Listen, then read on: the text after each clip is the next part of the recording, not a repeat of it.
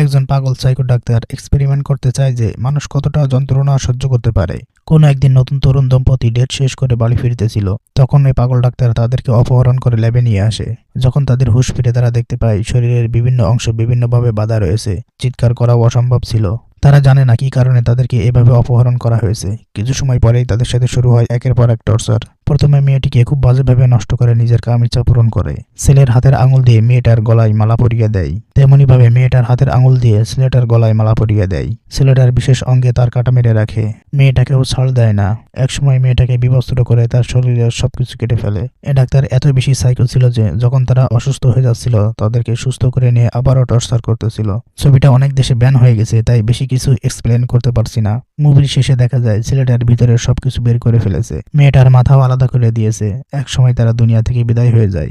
Guys, ভিডিওটি like দিও, চ্যানেলটি সাবস্ক্রাইব করে দিও।